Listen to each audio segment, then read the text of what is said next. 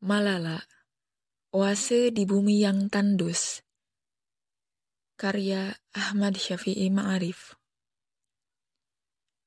Hampir 8 tahun lalu, saat drama maut itu ditimpakan atas seorang bocah putri yang kemudian telah mengentakkan kesadaran nurani manusia di bumi ini, sebagai tanda keprihatinan dan kemarahan yang mendalam. Ingat Malala, atau nama lengkapnya Malala Yousafzai, 12 Juli 1997. Tentu ingat teror yang berusaha membunuhnya pada 9 Oktober 2012 saat menumpang bus pulang dari sekolah bersama beberapa teman sebayanya. Usianya baru 15 tahun. Mengapa harus dibunuh? Karena kritik keras gadis ini terhadap rezim Taliban yang ganas, yang daerah pengaruhnya juga meluas sampai ke Pakistan, tanah kelahiran Malala. Ketika orang tuanya sudah berpikir untuk menyiapkan makamnya di distrik Swat, ternyata Tuhan melalui tangan dokter di Pakistan dan di Birmingham, Inggris, berkehendak lain. Bocah ini diselamatkan, sekalipun peluru telah menembus pelipis kiri atas di bagian kepalanya, dan peluru itu kemudian bersarang di punggungnya. Sempat koma beberapa hari, tetapi tanda-tanda kehidupan belum hilang, kata dokter yang menanganinya. Saya tahu, Tuan dan Puan pasti telah mengikuti perjalanan hidup bocah ini, yang kemudian meneruskan sekolahnya di Birmingham, didampingi kedua orang tuanya, Ziauddin Yousafzai dan Torpeka Yousafzai. Tetapi, resonansi ini akan menyoroti sisi-sisi lain dari musuh Taliban, dan terorisme ini yang mungkin belum banyak terkuak bagi publik di Indonesia. Segera dibawa ke rumah sakit dalam upaya menyelamatkan jiwanya. Bocah perempuan cerdas ini selama beberapa tahun pasca tragedi itu menjadi ikon dunia. Namanya menjadi sorotan dalam ratusan media di seluruh jagat. Koran Jerman, Deutsche Welle, Januari 2013, menobatkan Malala sebagai anak usia belasan tahun yang paling masyhur di dunia. Dia berpidato di PBB, Juli 2013. Berpidato di kampus Universitas Harvard, September pada tahun yang sama. Meraih hadiah Nobel pada 2014, usia termuda dalam sejarah penganugerahan hadiah bergengsi ini. Masih puluhan hadiah lain yang meluncur dari berbagai negara. Melalui YouTube, saya dapat mendengar pidatonya di PBB dan pidatonya di Oslo saat menerima hadiah Nobel pada 10 Desember 2014. Bocah ini memang luar biasa, tangkas sekali dalam menyampaikan pidatonya, yang hanya sesekali melihat teks. Berkali-kali tepukan tangan panjang bergema selama pidato itu disampaikan. Kedua orang tuanya yang hadir terlihat beberapa kali menyeka air mata bahagianya, karena putrinya yang pernah bergumul dengan maut itu kini punya tempat terhormat di mata publik dunia dalam usia yang sangat belia. Secara tidak langsung, Taliban juga berjasa terhadap bocah aktivis pendidikan ini. Sekiranya tidak ditembak, dunia tentu tidak sampai gempar dibuatnya. Malala menyerukan bahwa pendidikan adalah hak asasi anak-anak, perempuan atau laki-laki. Bagi Taliban, sekolah-sekolah perempuan sempat ditutup karena katanya di sana virus kafir akan meracuni otak dan hati siswa. Malala melakukan protes keras terhadap pendapat primitif ini. Oleh sebab itu, Mullah Fazlullah, tokoh spiritual Taliban di distrik Swat, mengeluarkan fatwa agar nyawa Malala segera dihabisi. Tidak peduli seorang bocah yang memang punya filsafat, pen is mightier than sword. Pena lebih dahsyat dari pedang. Bagi saya, Malala adalah sebuah oase yang keteduhan ketika bagian-bagian bumi muslim sudah tandus. tidak lagi aman dan nyaman buat tempat tinggal. Oase ini dapat jadi sumber kebanggaan yang melahirkan optimisme bagi hari depan Muslim sejagat, dengan sama-sama menyatakan bahwa terorisme adalah musuh peradaban yang harus dilenyapkan. Malala dengan lembaga pendidikan yang dibentuknya ingin mendidik semua anak usia sekolah, termasuk anak-anak teroris, tanpa ada rasa benci dan dendam. Kerja serupa juga sedang dilakukan oleh BNPT di Indonesia, di bawah pimpinan Komjen Suhardi Alyus.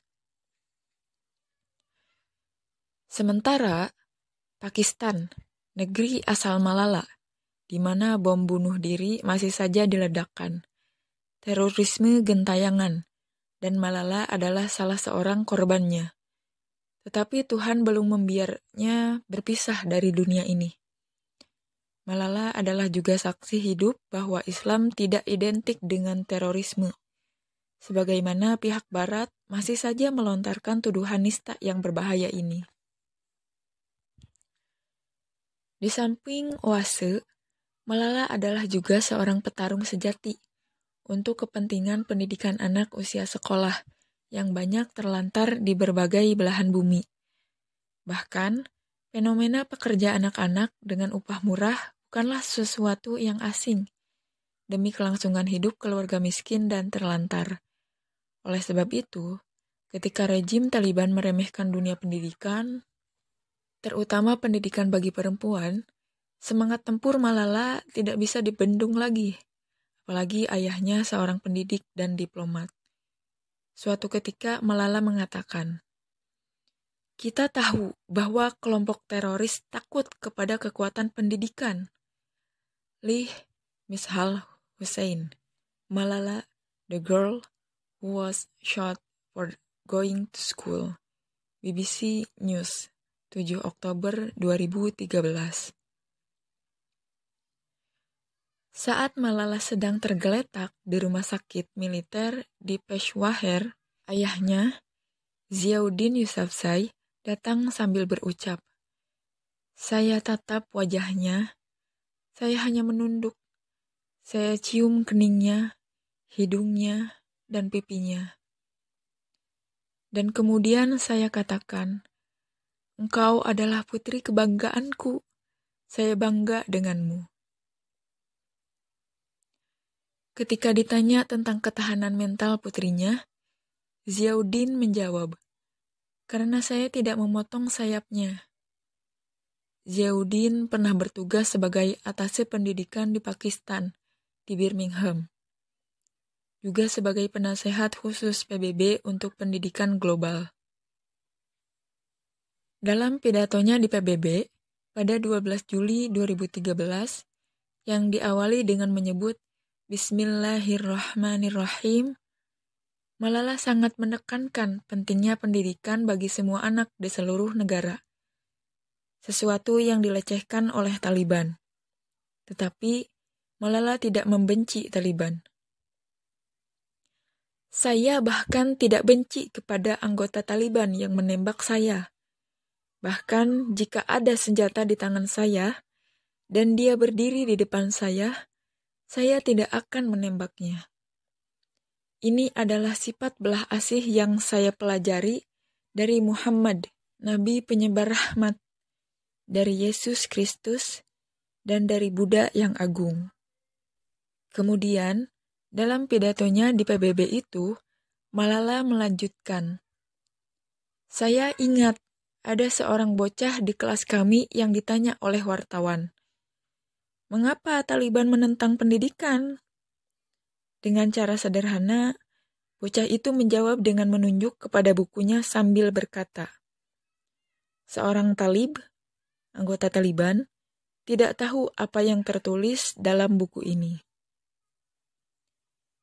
Pengikut Taliban itu mengira bahwa Tuhan itu kecil, makhluk konservatif alit yang akan mengirim anak perempuan ke neraka semata-mata karena pergi ke sekolah. Para teroris sedang menyalahkan nama Islam dan masyarakat Pashtun nama salah satu suku di Pakistan, untuk kepentingan dirinya sendiri, imbuh Malala. Dijelaskan lebih lanjut bahwa Pakistan adalah negeri demokratik yang cinta damai. Rakyat Pashtun menginginkan pendidikan untuk anak-anaknya, perempuan dan laki-laki. Dan Islam adalah agama perdamaian, kemanusiaan, dan persaudaraan. Islam mengatakan bahwa bukan hanya merupakan hak setiap anak untuk mendapatkan pendidikan, tetapi itu semua merupakan kewajiban dan tanggung jawabnya. Nurani Malala demikian tersiksa oleh kenyataan banyaknya belia yang terlantar, tidak dapat pergi ke sekolah oleh berbagai halangan. Kita kutip, di banyak bagian dunia, khususnya di Pakistan dan Afghanistan, terorisme, perang, dan konflik telah menghalangi anak-anak pergi ke sekolah. Kami benar-benar kelelahan akibat perang. Kaum perempuan dan anak-anak sedang menderita di berbagai bagian dunia dengan cara yang bermacam-macam. Di India, anak-anak tak berdosa dan miskin adalah korban akibat kerja usia anak. Banyak sekolah telah dirobohkan di Nigeria. Kemiskinan, kebodohan, ketidakadilan, rasisme, dan perampasan hak asasi merupakan masalah utama yang tengah dihadapi oleh laki-laki dan perempuan. Di bagian akhir pidatonya, Malala berseru, "Oleh sebab itu, mari kita lancarkan perjuangan melawan buta huruf, kemiskinan, dan terorisme, dan mari kita tenteng buku dan pena kita. Mereka adalah senjata kita paling dahsyat. Seorang anak, seorang guru, sebuah pena, dan sebuah buku dapat mengubah dunia. Pendidikan adalah satu-satunya solusi. Pendidikan paling utama." Pidato Malala ini didengarkan dengan tekun dan antusiasme yang tinggi oleh para belia yang hadir di gedung PBB itu. Termasuk juga hadir sekjen kala itu, Ban Ki-moon. Berkali-kali tepuk tangan panjang mengiringi Malala selama menyampaikan pidato. Dalam yang usianya ketika itu baru 16 tahun. Mulai tahun 2013 itu, namanya sudah mulai diusulkan sebagai kandidat penerima hadiah Nobel, yang kemudian dimenangkannya bersama Kailash Satyarthi, 60. Pegiat dan pejuang hak pendidikan anak dari India. Sebelum menurunkan bagian-bagian dari isi pidato Nobel Malala, ada baiknya ditambahkan sedikit keterangan tentang Lembah Swat, bumi tempat kelahirannya di sebelah barat daya Pakistan. Kawasan pegunungan ini dulunya terkenal sebagai Switzerland of Pakistan karena cantiknya. Sejuk di musim panas, bersalju di kala musim dingin. Letaknya tidak terlalu jauh dari Islamabad. Lembah ini kemudian menjadi rusak saat Taliban menguasainya sebelum dibebaskan kembali oleh pasukan Pakistan. Ratusan sekolah ditutup oleh rejim pro-kekerasan ini. Pidato Nobel Malala disampaikan pada 10 Desember 2014, saat usianya 17 tahun 6 bulan. Saya telah mendengarkan pidato itu dari awal sampai ke ujung, serta mengamati suasana di gedung tempat hadiah Nobel itu diberikan. Antara teks tertulis dan bahasa lisan Malala, ada beberapa kalimat yang berbeda. Substansinya sama, tetapi bahasa lisannya terasa lebih kaya dan lebih sedap diikuti dengan tekanan kalimat yang syarat makna dan penuh wibawa. Kita tidak bisa membayangkan betapa berbunganya perasaan ayah bundanya menonton putrinya yang telah jadi bincangan luas publik dunia itu. Malala telah jadi sumber ilham bagi kaum muda. Tatkala mengulangi nasihat ayahnya yang tidak pernah menggunting sayapnya untuk terbang tinggi, gemuruh suara hadirin demikian membahana sebagai tanda keterpukauan yang luar biasa. dalam mengikuti suara bocah muslimah ini. Ini kalimat asli Malala sebagai tanda terima kasih kepada ayahnya. Thank you to my father for not clipping my wings and for letting me fly. Terima kasih ayahku karena tidak menggunting sayapku dan membiarkanku terbang. Sang ibu juga hadir di sana dengan penuh rasa haru terlihat jelas di wajahnya. Sampai di ujung pidato, pada setiap tikungan kalimat yang menghentak, tepuk sorak hadirin tak pernah berhenti. Semuanya terlihat bahagia, terharu, dan terhenyak. Suara Islam damai bergema lantang di gedung itu. Saya tidak tahu apakah Taliban sempat mendengarkan pidato bocah yang hendak dibunuhnya ini. Beberapa bagian pidato Nobel Malala itu akan diturunkan di bawah ini, terutama bagi mereka yang belum sempat mengikutinya. Tuan dan puan yang ingin mendengarkan langsung pidato itu, silakan buka YouTube. Barangkali kesan kita akan sama-sama bangga di tengah-tengah prahara dunia muslim yang melelahkan. Nama Malala mencuat di lingkungan keganasan teroris di tanah kelahirannya, dengan mengusung teologi tunggal, di luar mereka tidak ada kebenaran. Maka atas nama kebenaran tunggal inilah penembak Taliban hendak menghentikan jantung Malala berdenyut. Alangkah nistanya, alangkah kejamnya. Masih di bagian awal pidatonya, Malala berkata, "Hadiah ini bukan semata buat saya. Ia untuk semua anak-anak yang terlupakan, yang menginginkan pendidikan. Ia untuk anak-anak yang menderita, yang rindu perdamaian. Ia untuk anak-anak yang bungkam, yang ingin perubahan. Saya berdiri di sini untuk memperjuangkan hak-hak mereka, mengumandangkan suara mereka. Bukanlah waktunya lagi untuk mengasihi mereka. Waktunya adalah untuk bertindak. Maka ini adalah kali terakhir kita melihat seorang anak yang terenggut dari pendidikan."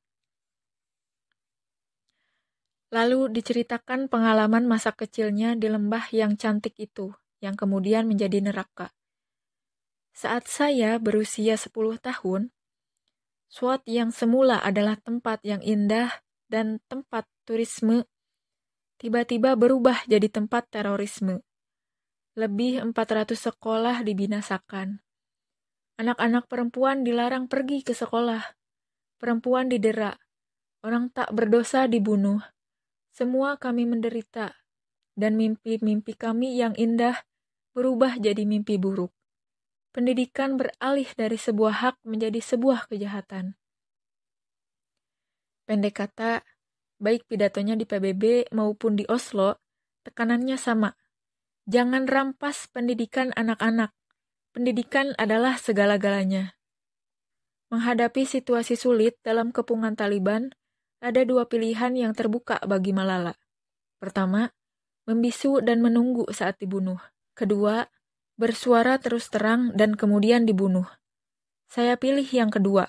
Saya putuskan untuk berkata terus terang. Sewaktu kalimat ini diucapkan, ruang tempat hadiah Nobel itu diberikan untuk sekian kalinya jadi riuh dengan tepuk tangan sebagai tanda kekaguman atas pilihan teramat berani dari bocah ini. Mengadang maut.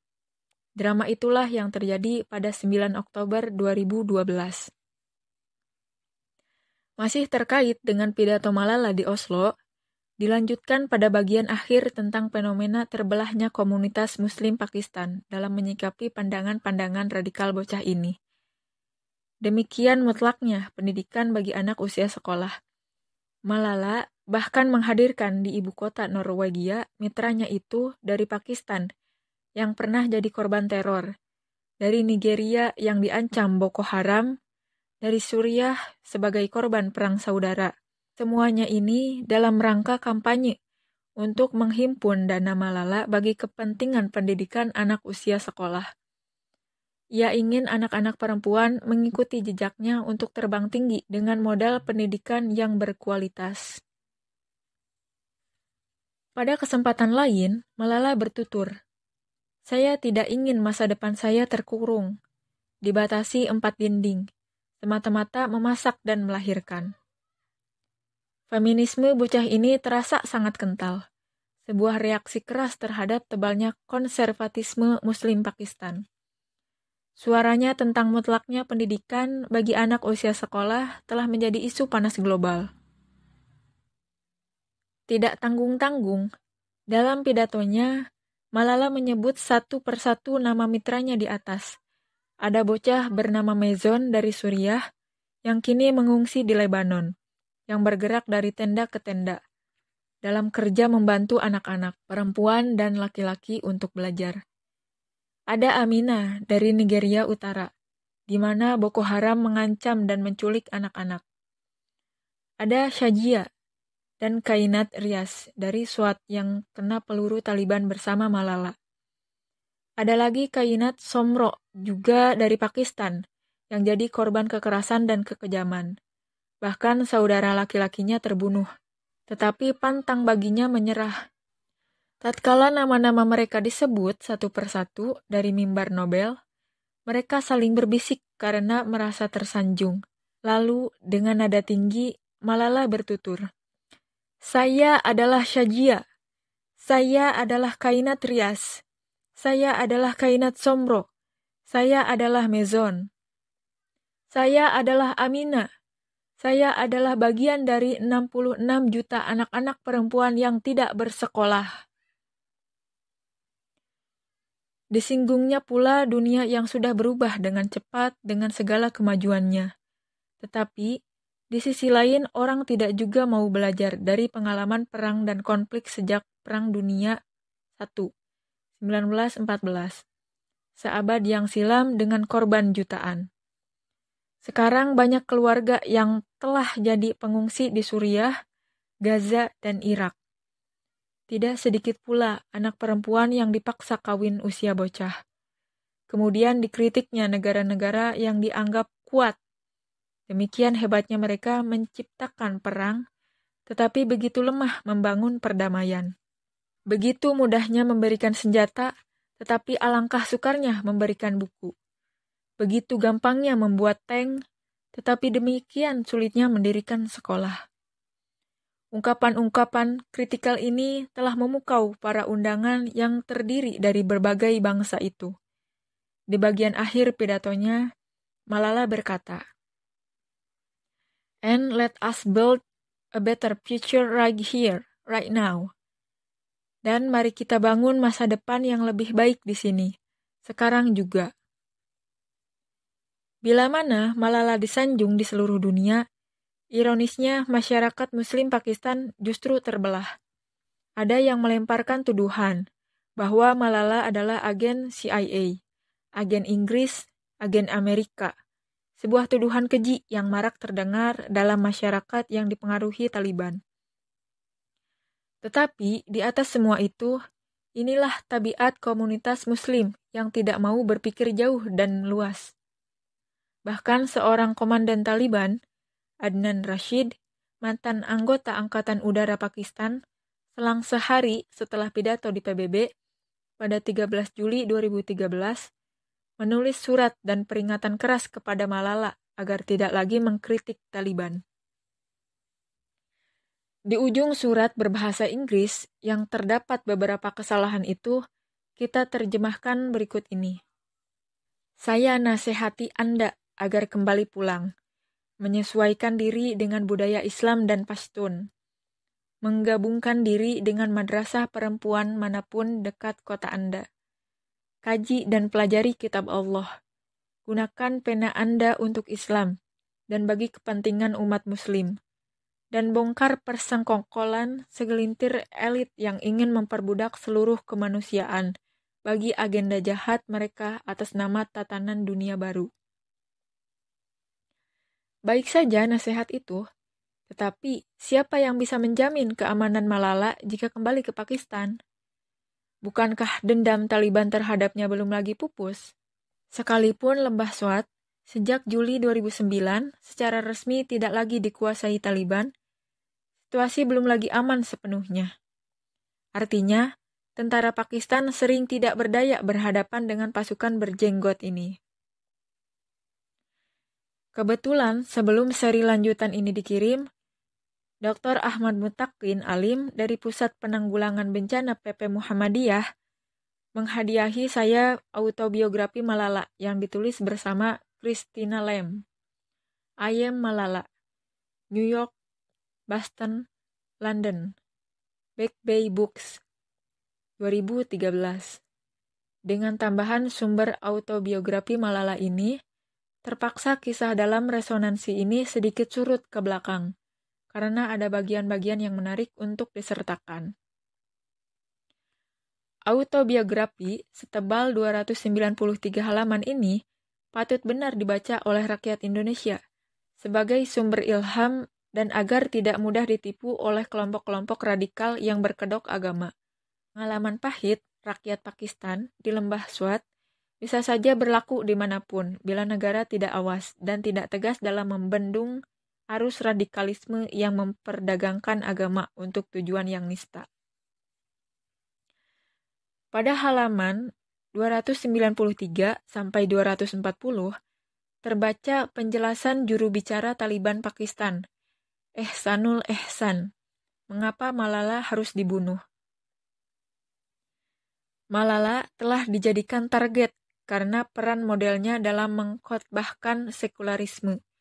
Dia masih muda, tetapi dia sedang menganjurkan budaya barat di wilayah Pashtun. Dia pro-barat, dia bicara anti-Taliban. Dia menyebut Presiden Obama sebagai idolanya. Tidak banyak jumlah bocah sepanjang sejarah begitu ditakuti karena perannya yang heroik dalam membela kebenaran yang diyakininya. Seperti halnya Malala, sekalipun nyawa tantangannya. Pemerintah Pakistan sebenarnya cukup menghargai perjuangan Malala bagi tegaknya perdamaian dengan bukti diberikan kepadanya Pakistan National Peace Prize tahun 2011. Tetapi pemerintah harus bersikap ekstra hati-hati karena kekuatan Taliban belum lagi lumpuh sepenuhnya. Mullah Fazlullah, 2 bulan sebelum tragedi Malala itu, pernah mengancam dengan kalimat ini. Siapa saja yang berpihak dengan pemerintah untuk melawan kami akan tewas di tangan kami. Taliban bahkan telah menggunakan 2 laki-laki lokal SWAT yang bertugas mengumpulkan informasi tentang Malala dan jalan yang dilaluinya ke sekolah, dan mereka mampu melakukan serangan dekat pos tentara di SWAT. Lih Malala, halaman 240. Dengan demikian, bocah ini memang sudah sejak lama diintai untuk dihabisi.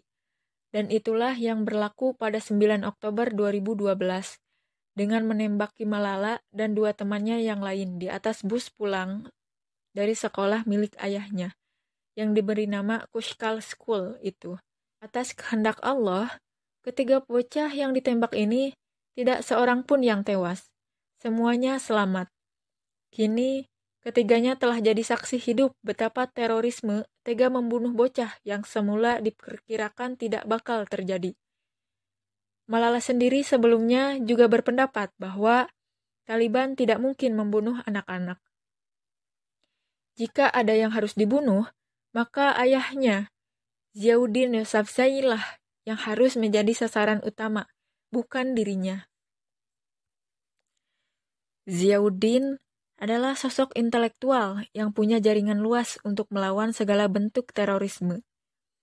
Jauh sebelumnya, seorang yang menyebut dirinya mufti bernama Gulamullah melalui seorang perempuan telah mengancam Ziauddin yang dikategorikan sebagai pendiri sekolah haram.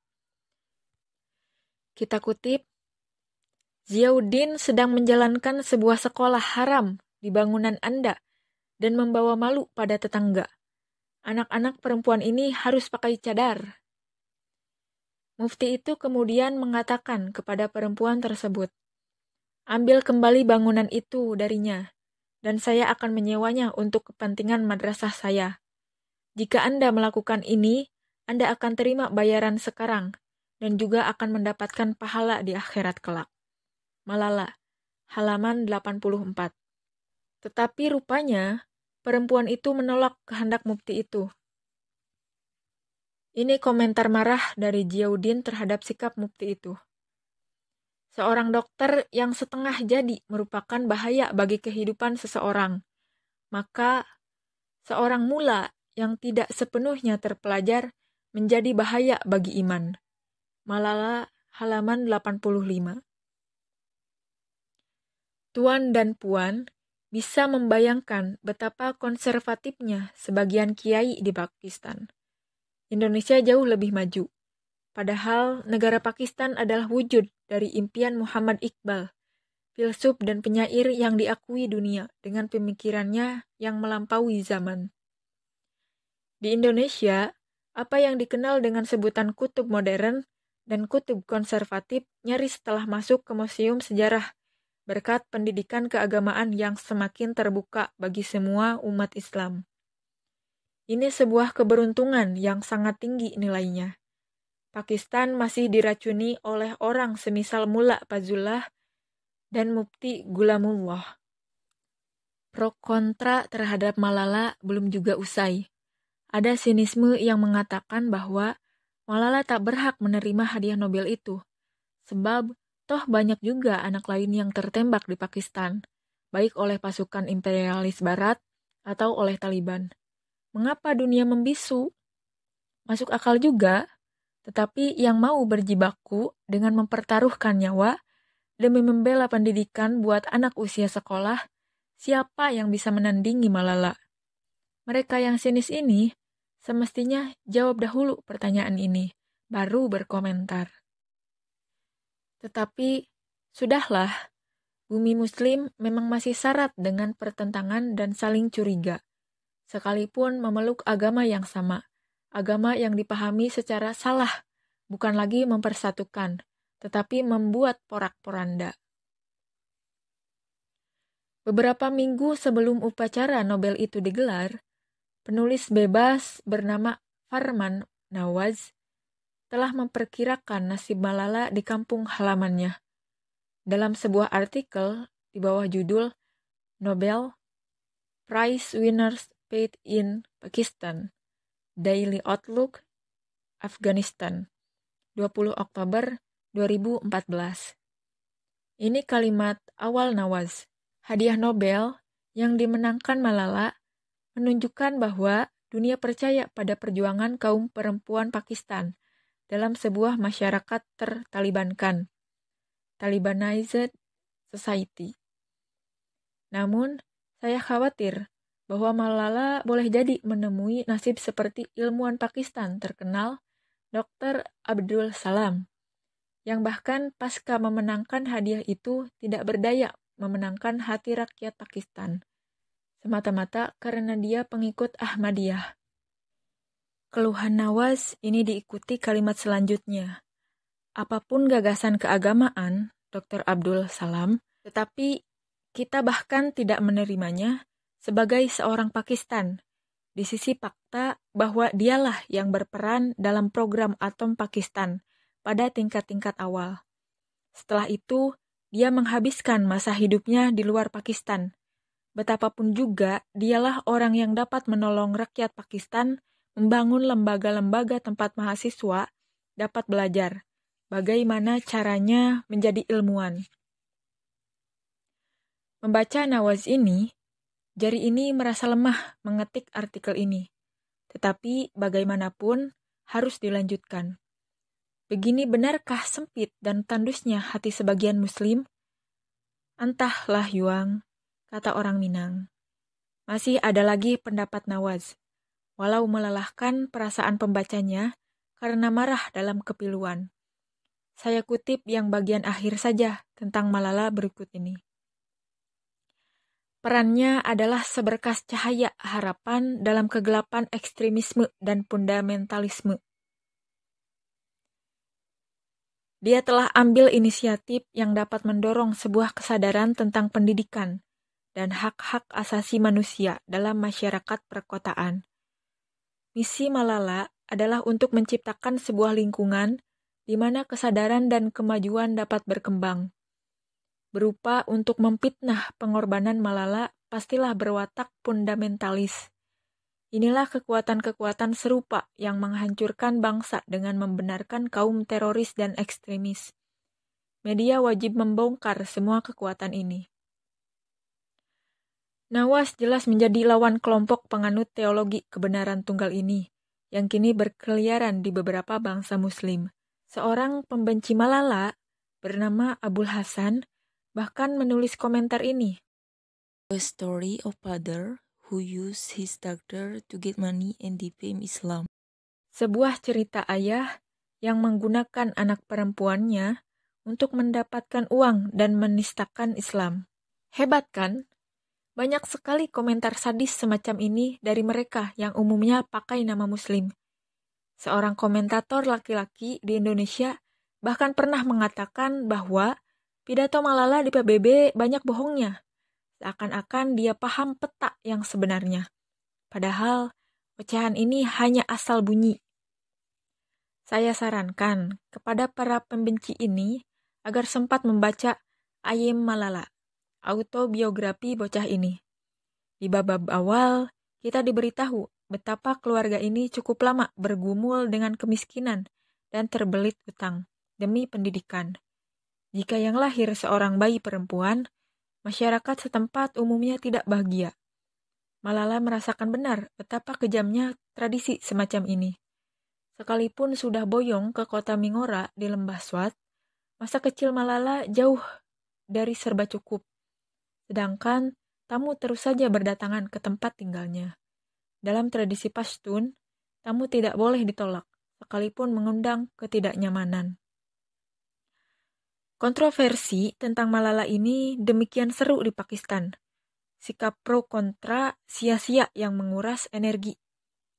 Penelitian yang lebih bersifat teoretik diberikan oleh penulis perempuan Pakistan, Afia Seherbanu, Zia, pada 13 Oktober 2014 di bawah judul Being Malala.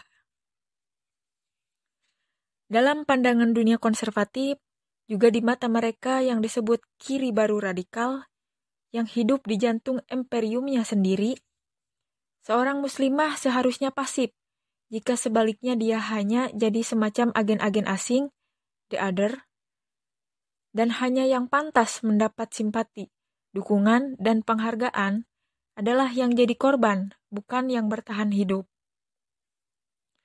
Sebagaimana seorang wartawan yang sangat jeli mengamati begini. Hadiah Nobel begitu keras dan buruk di kalangan mula Pakistan. Pertama, seorang pengikut Ahmadiyah. Sekarang, seorang bocah perempuan.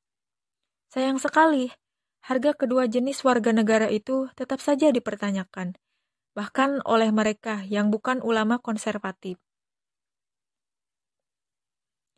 Dengan kata lain, khusus untuk perempuan, dunia muslim yang selama ratusan tahun dikuasai kaum Adam, nyaris tidak ada tempat terhormat bagi kaum perempuan, sesuatu yang amat berlawanan dengan diktum Al-Quran dan ajaran kenabian. Bersyukurlah kita di Indonesia. Sekiranya ada warga negara Indonesia, perempuan ataupun laki-laki yang dapat hadiah Nobel, pasti akan diarak dan disanjung kemana-mana sebagai simbol kebanggaan seluruh rakyat.